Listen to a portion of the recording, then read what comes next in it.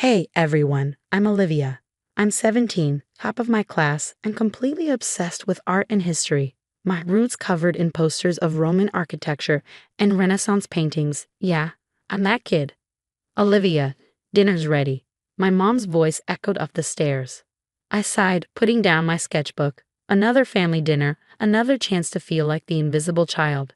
As I walked into the dining room, my sister Megan was already there, phone in hand, probably texting her latest boyfriend. "How was your day, Megan?" Mom asked, completely ignoring me. "You, boring." Mr. Johnson gave me detention again. "He's such a jerk," Megan replied. Dad chimed in, "Don't worry, sweetie. We'll talk to the principal about that teacher." I couldn't help but roll my eyes. Megan skips class, gets detention, and they want to blame the teacher. Classic. "And you, Olivia? Anything new?" Grandpa asked, giving me a wink. Finally, someone remembered I existed. "Actually, yeah, I got an A on my Italian test." "That's nice, dear," Mom interrupted, turning back to Megan. "Now, about your upcoming cheer competition." And just like that, I was invisible again. But hey, at least I have my grandparents. They understood me. Later that evening, I was in my room, counting the money in my Rome fund jar. Just $200 more, I muttered to myself. I'm so close to affording that trip. A knock on my door startled me. It was Grandma. "Come in," I called, quickly hiding the jar. "Olivia, dear, your grandfather and I have a surprise for you." My heart raced. Could it be? No way. Grandpa appeared behind her, holding an envelope. "We know how hard you've been working and how much you love Italian culture, so." He handed me the envelope. With shaking hands, I opened it and nearly fainted. 2 tickets to Rome. "Oh my God, is this real? Am I dreaming?" Grandma laughed. "It's very real, sweetheart. You deserve it." I jumped up, hugging them both. "Thank you, thank you, thank you. I can't believe it." Just then, Megan barged in. "What's all the noise about?" I couldn't contain my excitement. Grandma and Grandpa got me tickets to Rome for graduation. Megan's face darkened. "What? But that's not fair. I'm the one who needs a vacation after all the stress I've been under." I ignored her, too happy to let her ruin this moment. I need to start planning. There's so much to see. As I rattled off my must-visit list, I caught a glimpse of my parents in the doorway. They didn't look happy, but I was too excited to care. For once, something amazing was happening to me and nothing could bring me down. I woke up the next morning still riding high. The Rome tickets were safely tucked under my pillow. As I got ready for school, I couldn't stop grinning. "Olivia, come down here, please," Mom called from downstairs. I bounded down, expecting to discuss trip plans. Instead, I found my whole family in the living room, serious looks on their faces. "What's going on?" I asked, my smile fading. Dad cleared his throat. "We've been thinking about the Rome tickets." "Yeah, isn't it awesome?" "I can't wait to." "We think it would be better if Megan went instead," Mom interrupted. The world stopped. "What?" "Megan's been under a lot of stress lately," Dad explained. "She could really use this trip." I turned to my grandparents, hoping for support. They looked as shocked as I felt. "But those were my tickets," I stammered. "Grandma and Grandpa gave them to me." Megan smirked. "Don't be selfish, Olivia. You know I need this more than you."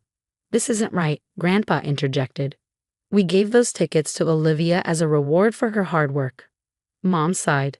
"Dad, you don't understand. Megan's been struggling. This could really turn things around for her." "And what about Olivia?" Grandma demanded. "What about her dreams?" "She'll be fine," Dad waved off. "She's always fine." The argument escalated. Voices raised, accusations flew. I stood there numb as my dream crumbled around me. "Fine," I finally said, my voice barely a whisper. "Take the stupid tickets." I ran upstairs, slamming my door. Tears streamed down my face as I collapsed on my bed. How could they do this to me? The next few days were a blur. I went through the motions at school, avoided family dinners, and spent most of my time locked in my room. One afternoon, as I was mindlessly scrolling through my phone, I overheard my parents arguing in their room. "We can't keep doing this, John," Mom hissed. "The credit cards are maxed out, the bank's calling about the mortgage." I know, but what choice do we have? We can't let Megan's mistakes ruin her future." My ears perked up. Mistakes. What mistakes? Maybe if we dip into Olivia's college fund again. I gasped, then quickly covered my mouth. My college fund. They've been using my money. Suddenly, everything started clicking into place. The new car Megan got last year, the expensive cheerleading camp, the constant shopping sprees. I felt sick. They'd been stealing from me to cover Megan's screw-ups. That night, I couldn't sleep. My mind raced with questions. How long had this been going on? How much had they taken? And most importantly, what was I going to do about it? As I lay there, staring at the ceiling, a plan began to form. If they thought they could walk all over me, they had another thing coming. Two can play at this game, I whispered to myself. The next morning, I put on a fake smile and joined the family for breakfast. Megan was babbling about her upcoming Rome trip. I'm thinking of extending my stay, she said casually. Maybe hit up Paris too. Mom and Dad exchanged worried glances. I bit my tongue, storing away this information. As I headed out for school, I made a detour. It was time to pay a visit to the bank and find out exactly what was going on with my accounts. The game was on, and I was playing to win. The bank visit was a real eye-opener. My college fund was practically empty. It was time to call in the big guns. Jake, I need your help, I said, cornering my best friend at his locker. What's up, Liv? You look like you've seen a ghost. I lowered my voice. I need you to hack into my parents' financial records. Jake's eyes widened. Whoa, that's heavy. What's going on? I spilled everything, the Rome tickets, the overheard conversation, the empty college fund. Jake listened, his face growing more serious by the second. I'm in, he said finally. Meet me at the library after school. For the next week, Jake and I spent every free moment digging into my family's finances. What we found made my stomach turn. Look at this, Jake pointed at his laptop screen. Your dad's been siphonning money from the family business for years. I leaned in, squinting at the numbers. But where's it all going? Jake pulled up another window. Looks like most of it's been covering Megan's expenses, unpaid credit cards, car payments, even bail money. Bail money? I gasped. What the hell has she been up to? As we dug deeper, the picture got uglier. Dad had been cooking the books, taking out shady loans, even dabbling in some not-so-legal side hustles to keep up with Megan's lifestyle and cover their mounting debts. This is insane, I muttered, running my hands through my hair. What am I supposed to do with all this? Jake gave me a long look. You know what you have to do, Liv. I did know, but the thought of turning in my own parents made me sick. That night, I tossed and turned, weighing my options. On one hand, they were my family. On the other, they'd stolen my future, betrayed my trust, and broken the law. By morning, I'd made my decision. It was time to take action. First stop, my grandparents. I laid out everything Jake and I had discovered. I can't believe it, Grandma whispered, tears in her eyes. How could they do this? Grandpa's face was grim. What do you need from us, Olivia? Your support, I said, and maybe a place to stay when this all goes down. They agreed without hesitation. Next, I approached Ms. Rodriguez, my favorite teacher. She'd always been in my corner, and I needed an adult on my side who wasn't family. This is a serious situation, Olivia, she said after I explained everything. Are you sure you want to go through with this? I nodded. I have to for my future, and honestly, for Megan's too. This can't go on. Ms. Rodriguez sighed. All right, I'll help however I can. With my allies in place, Jake and I started formulating our plan. We need to gather irrefutable evidence, Jake said. Something they can't wiggle out of. I thought for a moment. The family reunion next month. Everyone will be there, including Dad's business partners. Jake grinned. Perfect. We can set up hidden cameras, maybe even get some of them to incriminate themselves on tape. As we hashed out the details, a mix of excitement and dread bubbled in my stomach. This was really happening. You okay? Jake asked, noticing my expression. I took a deep breath. Yeah. It's just, once we do this, there's no going back. Everything changes. Jake squeezed my hand. Sometimes change is necessary. You've got this. Liv. I nodded, steeling myself. The countdown to the family reunion, and the biggest confrontation of my life, had begun. The day of the family reunion arrived, and my heart was pounding. Jake and I had spent weeks meticulously setting everything up. Hidden cameras were in place, and we had a fail-safe plan to expose everything. As family members and Dad's business partners began to arrive, I plastered on a fake smile. "Great to see you, Uncle Bob. How's the golf game?" Meanwhile, Megan was holding court in the living room, bragging about her upcoming Rome trip. "It's going to be so amazing. I might even stay for a whole month." I caught Mom and Dad exchanging worried glances. Showtime. I clinked my glass to get everyone's attention. "I'd like to make a toast to family and to the truth." With that, I nodded to Jake, who hit play on his laptop. Suddenly, the TV screen lit up with damning financial records and recorded conversations.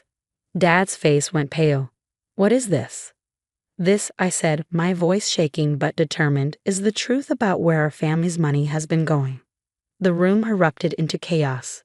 Dad's business partners were shouting, demanding explanations. Aunt Susan was crying, and Megan was having a full-blown meltdown. "You can't do this to me," she screamed. "How am I supposed to pay for my DUI lawyer?" Then the room fell silent. "Mom, what DUI?" Megan's eyes widened as she realized what she had said. I mean, but it was too late. The floodgates had opened. Megan spilled everything. The drunk driving, the shoplifting, the credit card fraud. With every word, Mom and Dad looked more and more defeated. Suddenly, sirens wailed in the distance. Miss Rodriguez had come through, alerting the authorities at the perfect moment. As the police entered, reading warrant of removals and slapping on handcuffs, I felt a strange mix of relief and sadness. This was justice, but it was also the end of my family as I knew it. Grandpa put his arm around me. "You did the right thing, Olivia. We're so proud of you." The next few months were a whirlwind of legal proceedings. Dad and Megan both faced charges, while Mom got off with probation for her lesser role. Through it all, my grandparents were my rock. One evening, Grandma said, "How would you feel about us being your legal guardians?" I hugged her tightly, tears in my eyes. "I'd love that." As the dust settled, something unexpected happened. The judge ordered that all stolen funds be returned, including my college fund. And remember those Rome tickets? They were mine again. So that summer, instead of moping over lost dreams, I found myself strolling through the Roman Forum with my grandparents, gelato in hand, to new beginnings. Grandpa raised his comb in a toast. To justice and gelato. I grinned. Perfect. Fast forward a few years, and life looks pretty different. I'm in my junior year at a top art school, interning at a prestigious gallery, and my first solo show is coming up next month. Meanwhile, Dad is serving time, Mom's working a minimum wage job, and Megan, last I heard, was struggling through community college, finally facing the consequences of her actions. As for me, I'm planning my next trip to Italy, this time to study for my master's in Florence. Turns out, sometimes losing a dream can lead you to an even better one.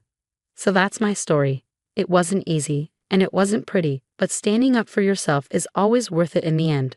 And that's the end of Olivia's story.